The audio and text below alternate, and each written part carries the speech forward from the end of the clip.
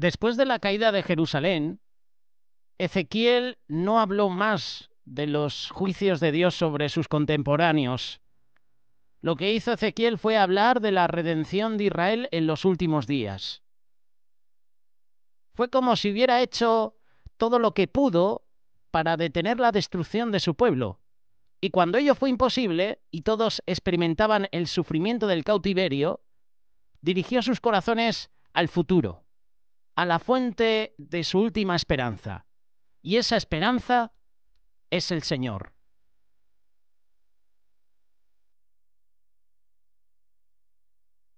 Quiero que me acompañes a leer algunos pasajes del libro de Ezequiel, capítulo 25. Queremos presentarte algunas profecías de la restauración de Israel. Todas, algunas de ellas, las menciona este libro de Ezequiel. Versículo 1, Ezequiel capítulo 25. Vino a mí palabra de Jehová diciendo: Hijo de hombre, pon tu rostro hacia los hijos de Amón y profetiza contra ellos. Y dirás a los hijos de Amón: Oíd palabra de Jehová el Señor.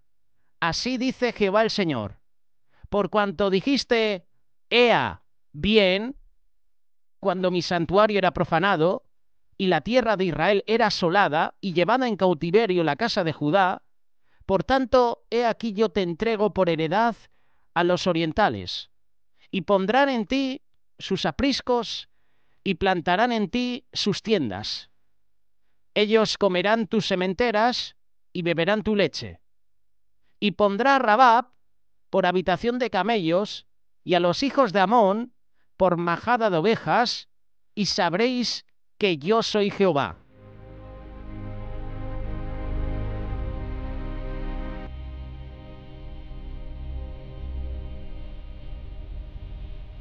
Para situarnos un poquito, Amón en la actualidad es Jordania. ¿Qué país es Moab en la actualidad? También Moab en la actualidad pertenece a Jordania. Las naciones de Amón y Moab son la descendencia de los hermanos llamados Amón y Moab. Ambos eran hijos de Lot. Si recuerdan, Lot fue el sobrino de Abraham. Y cuando Dios destruye Sodoma y Gomorra y Lot huye con sus hijas, estas dos mujeres, estas dos hijas, lo que hacen es emborrachar a su padre y como vieron que no había descendencia, se acostaron con él. De ese pecado nació Amón y Moab, que en la actualidad son dos naciones que son enemigas aférrimas de Israel.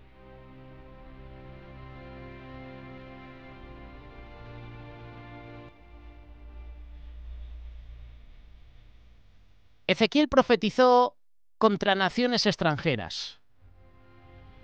Del capítulo 25 al capítulo 32 aproximadamente, Ezequiel profetiza contra naciones extranjeras: Amón, Moab, Edom, Filistea, Tiro, Sidón y Egipto. Aunque los profetas dirigieron su atención principalmente a Israel y Judá, todos ellos eran conscientes de que Dios era el Señor de todo el mundo. No hay nación que escape su juicio, y lo que Él condena y castiga en su propio pueblo, condena y castiga en otras naciones también. Es decir, que Dios castigará por sus pecados a la nación de Israel. Aunque sea la escogida, pero castigará. Vendrá juicio de Dios sobre ella.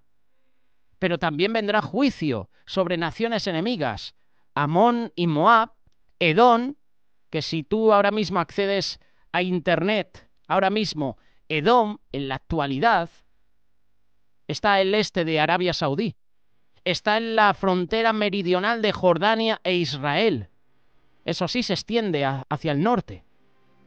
Podríamos decir que en la actualidad, Edom está en las montañas al este de Arabia Saudí, en la frontera meridional de Jordania e Israel.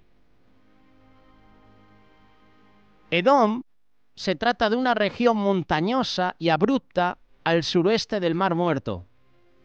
Esto es lo que los mapas históricos ahora mismo en la actualidad sobre Edom. ¿Qué decir de Filistea? Tenemos a los filisteos que tenían su sede en varias ciudades, entre ellas la actual Gaza. Tenemos a Tiro y Sidón. ¿Recordáis este pasaje bíblico de Tiro y Sidón? ¿Y qué mencionar de Egipto? Estos capítulos del libro de Ezequiel son semejantes a los que escribieron Isaías y Jeremías, en los cuales, en varios momentos de sus profecías, anunciaron declaraciones proféticas sobre ciertas naciones extranjeras que iban a recibir el castigo, el juicio de Dios. Cuando hemos leído el versículo 3, Ezequiel capítulo 25, nos hemos encontrado con una expresión curiosa. Así dice Jehová el Señor, por cuanto dijiste, Ea, bien. ¿Qué es esto de Ea, bien? Buscando en internet, Ea es una interjección. Y leyendo este pasaje, yo entiendo que esta expresión es una burla maliciosa. Por motivo de que los hijos de Amón se regocijaron cuando Judá cayó, fue profanado el templo, el Señor se disgustó y el Señor prometió castigarlos. ¿Cuántas veces nosotros nos hemos reído de algún hermano o alguna hermana o alguna persona que ha tropezado, ha caído, y en vez de levantarle, lo que hemos hecho ha sido dejarle en el suelo tirado, reírnos e incluso llamar a otras personas para que se burlen de él? ¿Cuántas veces nosotros hemos hecho burla? Hemos tenido esa risa maliciosa, nos hemos gozado incluso cuando a un hermano le han ido las cosas mal, cuando a un hermano se le ha sorprendido por algún pecado. Aquí tenemos a una nación que se está riendo de cuando Judá cayó. Se está riendo de cuando el templo del Señor fue profanado. Estamos hablando de la nación de Amón y la hemos ubicado ya en el mapa. Ea bien es una interjección que lo que representa es una alegría maliciosa. Es un gozo malvado. Damos un salto y llegamos al versículo 8 de este capítulo 25. Aquí la palabra de Dios nos habla sobre la profecía contra Moab. Así ha dicho Jehová el Señor. Por cuanto dijo Moab y Seir, he aquí la casa de Judá es como todas las naciones.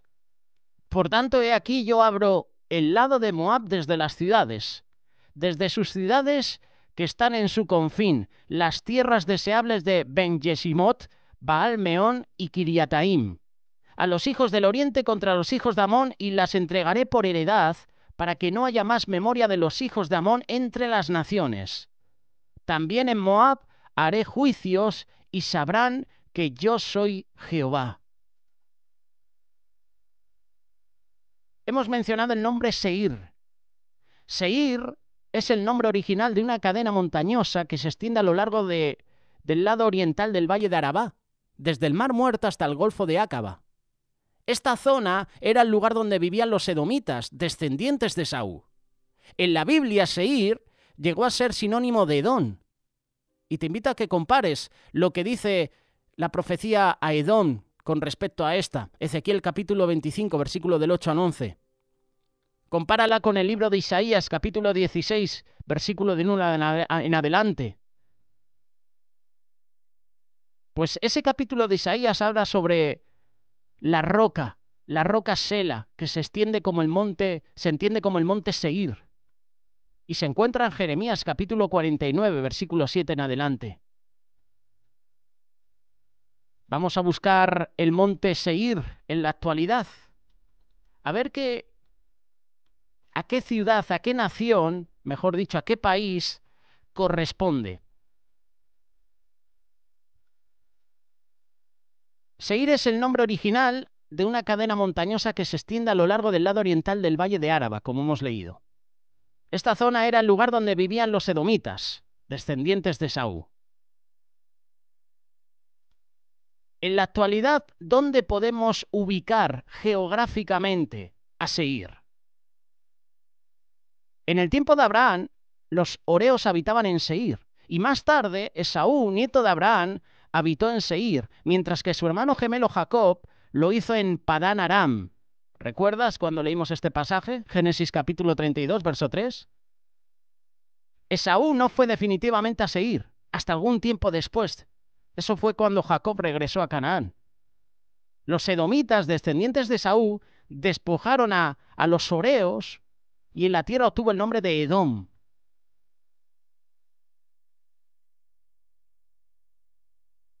Generalmente se conoce o se reconoce el monte Seir como una cumbre que se queda a unos 15 kilómetros al oeste de Jerusalén, hacia el sur, en el pueblo de Soroés.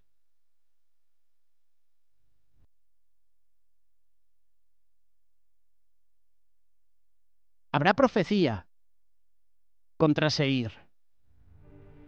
La palabra de Dios en este libro de Ezequiel menciona también a otras naciones que para muchos son desconocidas. Por ejemplo, si lees el versículo 16, Ezequiel capítulo 25, habla de los cereteos.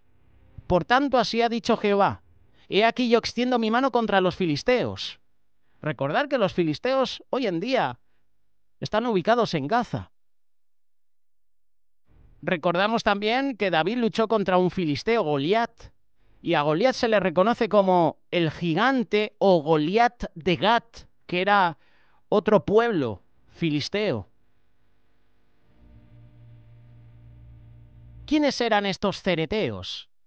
El vocablo cereteo se traduciría como cretenses. Es la rama de la gente de mar de la que los filisteos formaban parte. Los cretenses vivían al sudeste de Canaán. Pero ahora viene el cumplimiento de la profecía, y lo hace en el capítulo 26. Ningún hombre puede saber acerca de lo porvenir, porque no podéis saber de las cosas que no veis.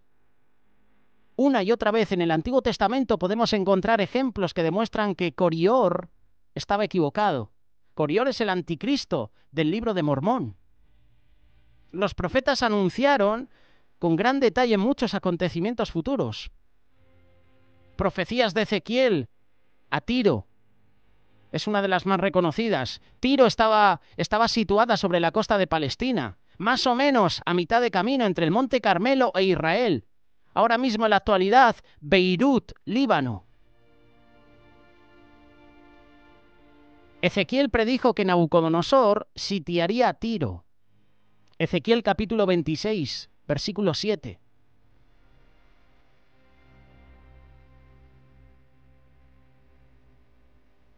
Ezequiel menciona frases muy curiosas como esta: barreré de ella hasta su polvo. Capítulo 26, verso 4.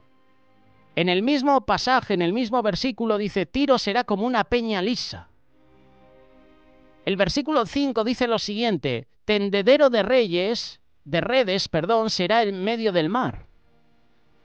Y el versículo 12 y 14 dice lo siguiente: pondrán tus piedras y tu madera y tu polvo en medio de las aguas, y nunca más serás edificada. Nabucodonosor conquistó la ciudad que estaba en el continente, pero no pudo someter a toda la nación por motivo de su posición estratégica en la isla. Después de algunas décadas, Tiro recobró su riqueza, su esplendor, aunque la parte que había sido destruida en el continente no fue reconstruida. Así que esa fortificación que había en la isla llegó a ser la ciudad principal. De hecho, todavía hay restos que así lo confirman. Hoy día no hay una isla frente a Tiro, pero se examina.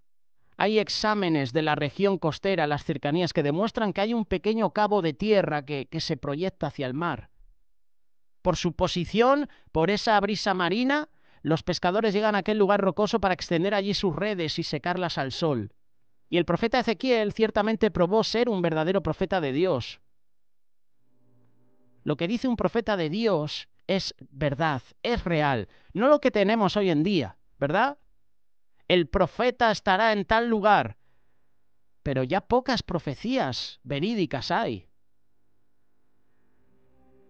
Ezequiel fue un verdadero profeta de Dios. Y en la palabra de Dios vemos profetas que anunciaban profecías, nunca mejor dicho, contra ciertas naciones, y se han cumplido, y otras se van a cumplir. Hoy en día está de moda usar expresiones, ¿verdad?, que a lo mejor no entendemos y que se emplean en la Biblia. Pon tu rostro hacia Sidón, ¿verdad? Sidón, ciudad hermana de Tiro. Si los israelitas hubieran seguido el consejo de Moisés de destruir a todos los cananeos, Deuteronomio capítulo 7, versículo 1, o Jueces capítulo 13, Jueces capítulo 1, versículo 31, Tiro y Sidón habrían sido ciudades israelitas por espacio de 8 siglos para cuando Ezequiel vivió. Su historia habría sido muy diferente, pero no lo hicieron. El capítulo 29 de Ezequiel habla sobre Egipto. Egipto aprenderá quién es Dios. Ezequiel menciona una ciudad que se llama Sebene. Sebene estaba al sur de Egipto, en el otro extremo del Nilo. Habla de una ciudad llamada Patros, versículo 14. ¿Patros ciudad o era un nombre de importancia? Era el nombre del Alto Egipto o región sur del país. En una ocasión, el trono de Egipto fue llevado a Patros. Nabucodonosor perdió la ciudad de Tiro. En la palabra de Dios hay lugares donde se llevarán a cabo los juicios del Señor sobre Egipto. Memphis, que es en el Bajo Egipto, Zoán, que es la famosa ciudad de Ramsés, en el Bajo Egipto, en el delta del Nilo, Tebas, que está ubicada también en el Alto de Egipto, Abén, que es la ciudad sagrada de Heliópolis, también llamada On, en el Bajo Egipto, y Pibiset, que era el pueblo de Bajo Egipto, llamado también Bubastis. La ciudad estaba a 65 kilómetros de Memphis. Ezequiel capítulo 32 habla de la terrible caída de Egipto. Egipto criticado en los últimos días por ese corredor humanitario que quieren hacer desde Gaza hacia Egipto. Criticado porque en momentos de este conflicto Israel jamás, vamos a decirlo así, no Israel-Palestina o Israel-Gaza, Israel-Jamás, porque el conflicto de Israel es contra terroristas, no contra civiles.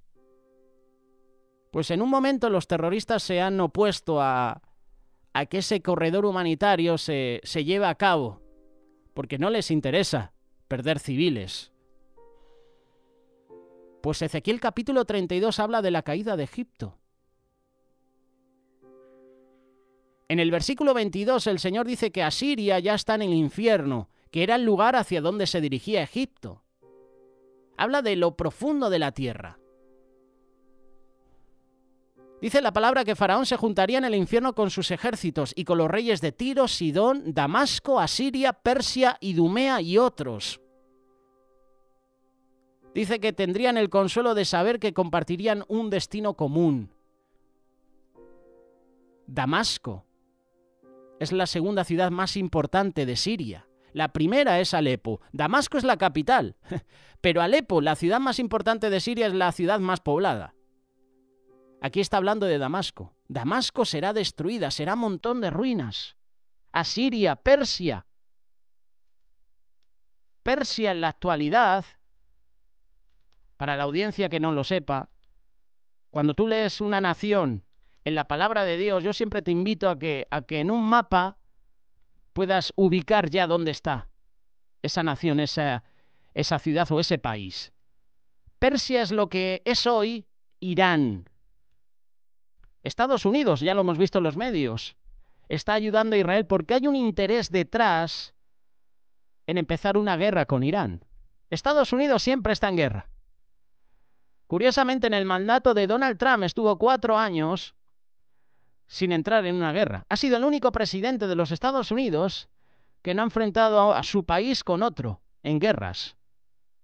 Es curioso que Estados Unidos siempre está en el foco de atención. Siempre es el país, la nación, que más se beneficia de las guerras.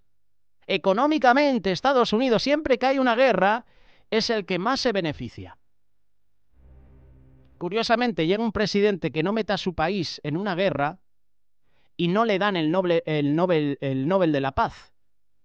Esto siempre me ha llamado la atención. Se da un Nobel de la Paz a un hombre que ha metido a su país en guerras. Pasó con Barack Obama. Metió a su país en varias guerras y se llevó el premio Nobel de la Paz. Donald Trump, que no ha metido a Estados Unidos en guerras, no se ha llevado ese Nobel de la Paz. Uno se da cuenta que estos lobbies, estos premios, al final, son subvencionados por los mismos de siempre. Y con esto no te digo que esté a favor de Donald Trump, pero si me dieras a elegir lo que hay ahora y lo que hemos visto anteriormente, me quedo con lo anterior. Si me das a elegir a un presidente que está a favor de la familia, por supuesto, como persona libre que tengo que votar, voy a votar a un partido, a alguien que va conforme a mis principios. No voy a votar a alguien, como está sucediendo en las iglesias, cristianos evangélicos que votan a personas que van a favor del aborto, que van a favor de la eutanasia. Esta es una realidad. Y luego nos lamentamos de por qué Dios no bendice nuestra nación, cuando lo que estamos haciendo es votar a gente que va en contra de los principios que Dios ha establecido. Vemos iglesias que se están amoldando a lo que hace la sociedad. Iglesias que ya no salen a las calles a evangelizar. ¡Qué triste! ¡Qué triste es que suceda esto! Es curioso, y esto lo leía de un pastor. Oran por la vida, pero votan por candidatos que están a favor del aborto. Estamos hablando de evangélicos, de personas que supuestamente han aceptado al Señor en su vida. Oran para que Dios libre a la Iglesia de la persecución en países comunistas, pero votan por candidatos comunistas o que apoyan el comunismo. Oran pidiendo a Dios por la expansión del Evangelio, pero votan por candidatos que quieren cerrar iglesias. Esto está sucediendo aquí en España y esto está sucediendo en América Latina y en todo el mundo. Oran por la familia, pero votan por candidatos que defienden ideologías destructoras de la familia. Oran por los hijos, pero en las elecciones pedófilos... Mira esto, mira lo que dijo este pastor. Pero en las elecciones votan por candidatos que defienden a los pedófilos y la ideología de género.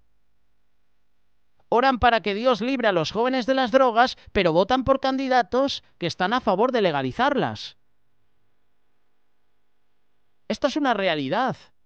De nada sirve orar como cristianos para votar como ateos. Persia, hoy en la actualidad es Irán, y Estados Unidos está en conflicto con Irán. Israel está en conflicto con un montón de países que quieren destruirla. Irán es una de ellas. Siria es otra. Tenemos por otra parte a los terroristas de Hamás. Tenemos por otra parte aquí en España políticos que han dado su apoyo y que están haciendo manifestaciones a favor de Palestina, blanqueando el terrorismo de Hamás. Yo no he visto ningún político aquí en España de izquierda, por ejemplo, por ponerte un ejemplo, condenar lo que ha hecho Hamás. No, pero es que Israel tiene que ceder su territorio a Palestina, que les pertenece. Pero, ¿has condenado lo que ha hecho Hamás de asesinar a civiles? ¿No? Cisjordania, Jordania, Libia, Siria, Irán, Egipto, Líbano. Todas estas naciones, según la palabra de Dios, son enemigas de Israel. Y hemos leído que caerá Egipto.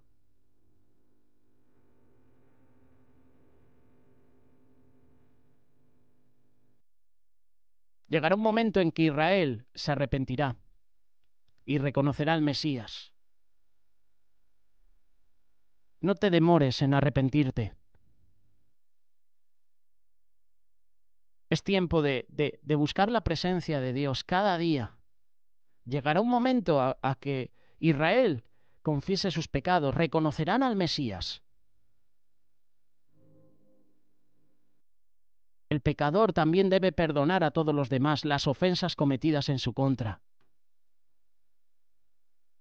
Tenemos que humillarnos ante Dios, pedir perdón. Ezequiel, en el capítulo 33, se entera de la destrucción de Jerusalén.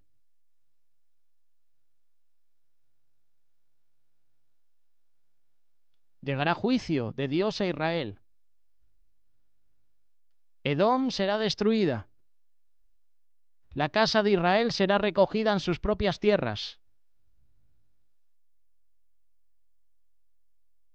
Llegará un momento en que tú y yo veamos todo lo que está sucediendo en Israel y empecemos a temblar y empecemos a decir, llegan los tiempos finales.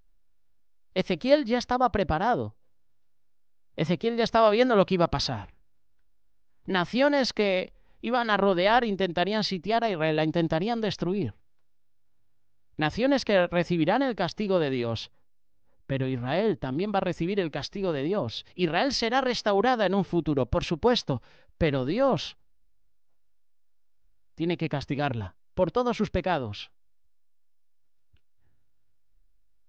No quiero hablarte de Tel Aviv, que está en Israel, pero Tel Aviv ahora mismo es la actual Sodoma y Gomorra. El pasado 7 de octubre vimos cómo los terroristas de Hamás aprovecharon la bajada de guardia de los soldados israelíes, aprovecharon el final de la fiesta de Sukkot, aprovecharon el Shabbat para atacar. ¿Y dónde lo hicieron? ¿Por dónde empezaron? Por Tel Aviv, por un lugar que ahora mismo está lleno de ídolos, por un lugar que ahora mismo está liderado por la idolatría. Terrorífico lo que hizo los terroristas de Hamás. Aprovecharon una fiesta por la paz, en un lugar donde había un Buda, había un ídolo gigante. No puede convivir las cosas de Dios con las cosas del diablo. La luz y las tinieblas son incompatibles. Tú y yo no podemos estar apegados, aferrados al mundo. Tú y yo no podemos celebrar las festividades que ofrece el mundo. Hoy en día estamos viendo como muchas iglesias y como muchos pastores o autoridades, salmistas incluso, están promoviendo la fiesta de Halloween. Celebra Halloween, disfrázate. Celebra esta fiesta en tu iglesia. Hemos visto iglesias cómo celebraban esta festividad disfrazados. Muchos jóvenes imitando al mundo. Nos estamos amoldando a lo que hace el mundo. Y cuando te amoldas, cuando te quieres parecer al mundo, bajas la guardia y el enemigo aprovecha y ataca. Eso es lo que hizo Hamás. Atacó porque Israel confió en su intelecto, en su conocimiento, bajó la guardia y atacaron. Y atacaron en un lugar que tenía que ser un lugar de adoración, tenía que ser un lugar donde las personas descansaran, buscaran abrazar la palabra de Dios sin Hatorat, y lo que hicieron fue abrazar los ídolos. No es casualidad. Es triste lo que ha sucedido. Terrorífico. Y encima que se blanqueen a terroristas. Aquí en España conocemos de ello con el tema de ETA. Pero también es triste que nosotros como cristianos, como seguidores de Cristo, nos abracemos a lo que ofrece el mundo. Te hemos compartido sobre Demas, ¿verdad? Colaborador de Pablo. Pablo le escribió a Timoteo, ven a verme pronto porque Demas me ha desamparado. Ven porque Demas ha amado más las cosas del mundo que las cosas de Dios. Tel Aviv ahora mismo es Sodoma y Gomorra. No permiten que cristianos vayan a esa ciudad. Predicas de Cristo y lo que hacen es echarte de ese lugar. Este no es un lugar para hablar de Cristo. Estamos quitando a Dios de nuestras vidas. Estamos quitando a Dios de nuestra sociedad.